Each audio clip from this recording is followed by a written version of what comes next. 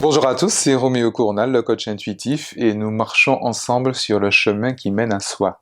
Aujourd'hui, j'aime pas les fêtes.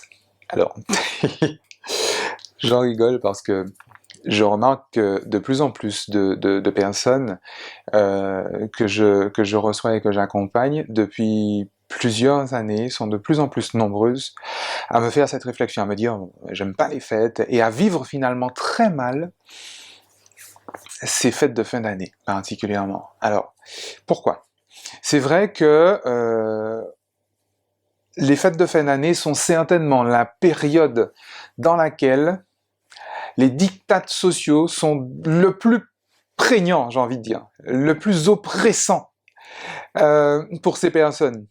Parce qu'il y a une obligation, finalement, on a l'impression de s'identifier à, à ce qu'on achète, à ce qu'on consomme, à la quantité également qu'on consomme. Vous allez me dire, c'est le cas pendant toute l'année, puisque la santé économique du pays est mesurée à travers des paramètres comme la consommation des ménages, ce fameux pouvoir d'achat, et la capacité finalement à contracter un crédit, à créer des dettes en fait, en vrai. Et c'est là d'ailleurs que c'est particulier. Ça fait très longtemps que je m'interroge là-dessus. Je me dis, mais comment est-ce qu'on peut calculer la santé d'un pays par rapport à la capacité que les ménages ont à s'endetter? Bref, ça c'est une réflexion peut-être pour toute l'année. Mais particulièrement cette période de fête, on a l'impression qu'effectivement, finalement, le fait d'acheter certains produits, le fait d'acheter une certaine quantité de produits, détermine finalement notre place et notre insertion finalement. On se reconnaît parce que on va tous au même moment dans les mêmes centres commerciaux et qu'on a tous des chariots bien remplis, etc., etc., etc. Et à côté de ça, les personnes que je reçois vivent très mal finalement le fait de l'obligation, alors sociale, et l'obligation même familiale. Alors, il faut aller voir un tata Georgette à Noël, il faut aller voir mamie pour le jour de l'an, etc., etc. C'est très bien, sauf que si tu ne le fais pas, tu es juste considéré comme le pire des ingrats de la famille. Euh, et tu risques en fait d'être mis au banc, finalement, du groupe, mis au banc de la famille. C'est assez curieux. Il y a quelques années, je crois que c'est Mani et Sam, chiropraticiens qui disaient que le moment de l'année où son cabinet est le plus rempli, c'est justement au mois de janvier. Parce que les personnes se sont forcées à faire ce qu'il ne fallait pas faire parce qu'il fallait le faire, parce que c'est Noël. Comme c'est Noël, il faut aller voir un tata, il faut aller voir la belle-mère, il faut aller voir mamie, il faut aller voir un tel, il faut aller voir un truc, il faut aller voir une chose. Des personnes que finalement on ne voit jamais pendant l'année, mais il faut aller les voir parce que c'est Noël et que Noël c'est la famille, tu comprends? Donc il faut vraiment y aller. Et les gens en ont tellement plein le dos, mais ils se forcent quand même à le faire, et résultat, ils en ont plein le dos, et ils se bloquent le dos. C'est le lumbago, c'est les cervicales qui pètent, enfin bref, vous connaissez ça mieux que moi. Hein?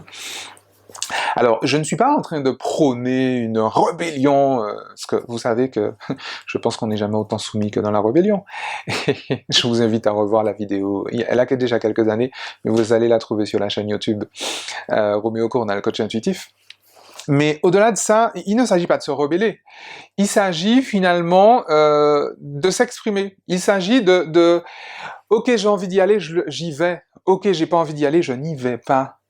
Et c'est vrai que c'est assez surprenant la violence que certains de mes clients me rapportent simplement parce qu'ils ont émis l'idée de ne peut-être pas cette année aller voir Tata Georgette, ou aller voir mamie, ou aller voir je sais pas n'importe qui, ou à passer Noël en famille, etc., etc. C'est vrai que c'est assez surprenant, cette culpabilité finalement que je lis chez des personnes qui s'entendent dire par d'autres, bah écoute, moi j'ai passé Noël chez moi, en bas de survêt, avec mes moufles, devant la télé, à zapper et à rien foutre. Ah oui, mais pourquoi tu n'es pas venu? Pourquoi tu ne me l'as pas dit? Il faut pas passer Noël seul, Noël... Et qui a dit qu'il ne faut pas passer Noël seul? qui a dit qu'on ne peut pas passer Noël à jouer à la PlayStation? Qui a dit qu'on ne peut pas passer Noël, justement, à ne rien faire? Qui a dit qu'on ne peut pas passer Noël à ne pas réveillonner? En fait, en vrai. Alors, vous savez, je vous avais expliqué que l'essentiel de ma clientèle, sans que je le veuille au départ, est composé de HP. Et vous savez que les HP sont des hypersensibles.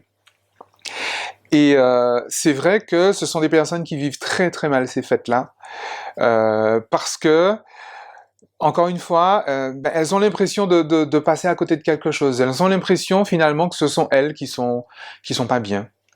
Elles se demandent souvent, mais est-ce que je suis fou? Est-ce que je suis dépressif?